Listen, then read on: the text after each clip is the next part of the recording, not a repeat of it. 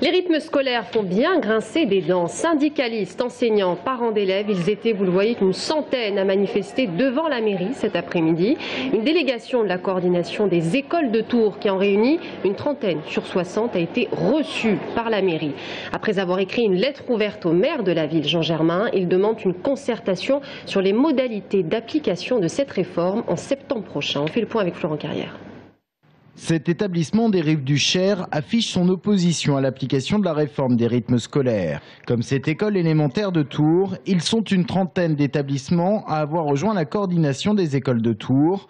Objectif, obtenir de la mairie une plus grande concertation. La réforme qui se met en place à Tours se fait vraiment à minima. C'est simplement en déplaçant quelques quarts d'heure dans la journée que la mairie de Tours met en place ce changement d'organisation de la journée scolaire.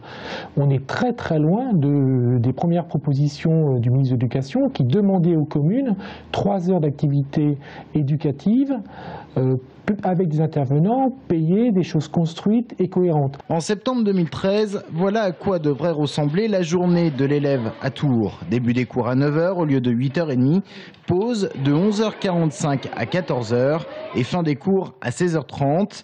Mais voilà, cela peut poser des problèmes d'organisation pour les parents le matin. L'accueil périscolaire reste maintenu dès 7 h 30, mais pour un coût allant de 80 centimes d'euros à 1,20 € par jour. Quant à la pause de midi, plus de 2 heures, c'est trop pour la coordination car il va falloir occuper les enfants. Là, nous, on n'a pas vraiment de droit de regard, mais on est concerné quand même parce que si les enfants restent 1 heure ou plus en récréation sans activité trop structurée, bon, ça posera des problèmes de sécurité et puis des problèmes de bien-être aussi. Côté mairie, on indique avoir été plus guidé par la volonté d'alléger la journée de l'enfant car les activités périscolaires existent déjà avec l'aide d'associations. La concertation doit encore se poursuivre jusqu'à la fin de semaine, trop rapide pour certains élus comme les communistes, membres pourtant de la majorité municipale. Nous, on propose qu'il y ait une pause et qu'on examine la situation en 2014, mais qu'on mette à profit toute l'année 2013 avec les parents d'élèves, les enseignants, avec la collectivité pour voir quelle application on peut faire dans l'intérêt de l'enfant, des parents, et puis faire en sorte qu'il n'y ait pas de disparité territoriale.